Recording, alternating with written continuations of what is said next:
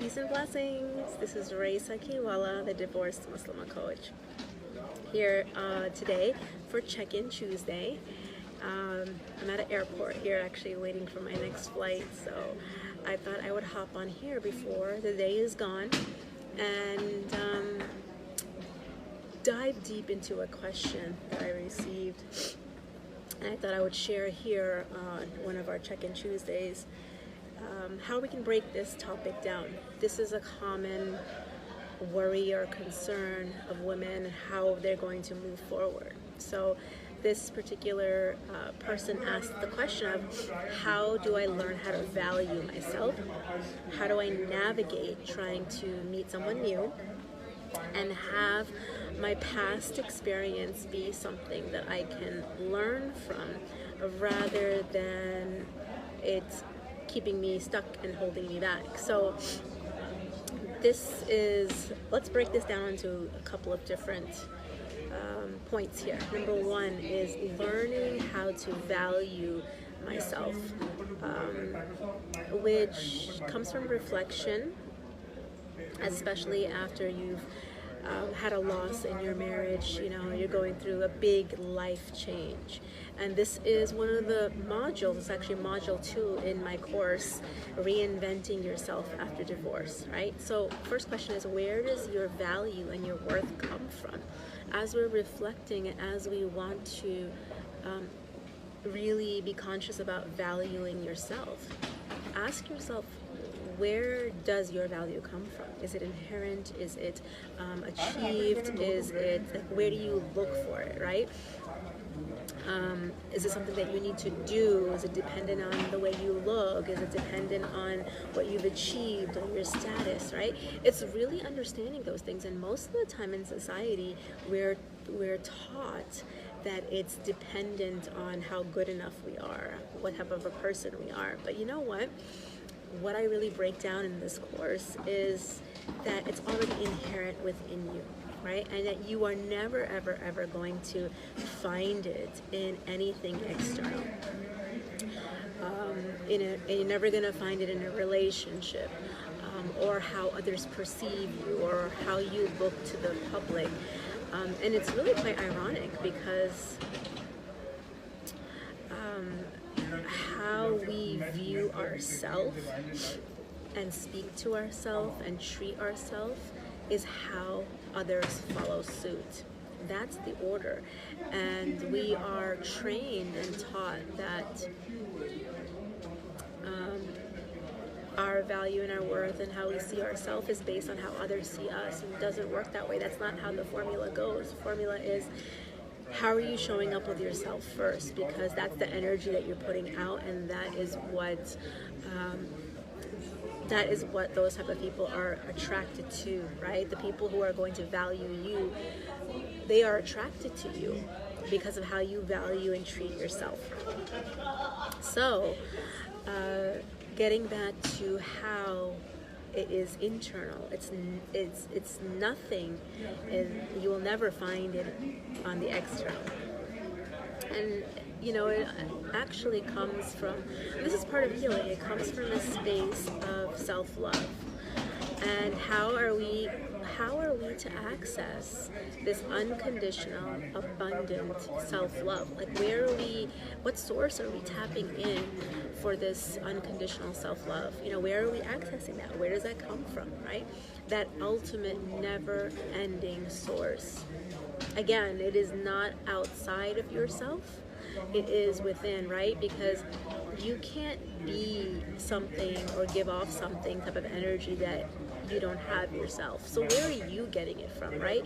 Because achievements, status, physical looks, any of that stuff is variable, right? It is variant. And it can come and go at any moment, at any time, right? So our value and our worth is not dependent on those variable things. And that ultimate never-ending source that you can tap into actually comes from your two most important relationships, which is something else that I work through and really hone in on in my course as well, because how you see yourself, the relationship that you have with yourself, how you talk to yourself, it comes from what your creator says about you.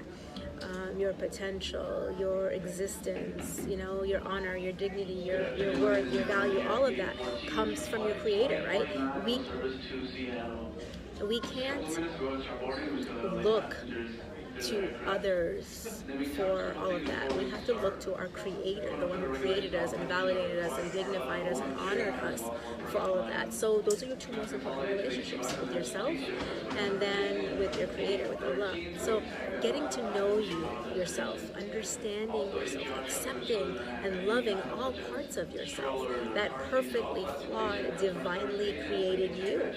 So, and then that's part of the equation. The other part of the equation is getting to know your creator, your maker, your maintainer, your sustainer. And those two most important relationships is what is going to allow you to tap into where your validation and your value and your worth come from. Hey Sarah, good to see you. Thanks for joining. And so that's part one. And then part two is, the question was, how do you allow your past experience to help you and benefit you, and then move forward, starting a new life for yourself, getting into another relationship, a better relationship. And so that part of it is, once you've gone through that process for healing, from the loss of your relationship, of your marriage, and all the hurts that came along with it, you're ready to look at your past without emotion and from a neutral place and a neutral perspective, right? And clearly see the lessons. For example, I remember when I was actually going through my divorce, I could not even utter any words about anything that had to do with my ex or myself or my relationship without breaking down in tears, because it was just so overwhelming that the words couldn't even come out. And then to get from that place to a place of where I could talk about it as just events, factual events that happened, and I could clearly see the lessons, and I can even share that with other people without all that emotion being tied to the pains and the hurt and that loss. So, you're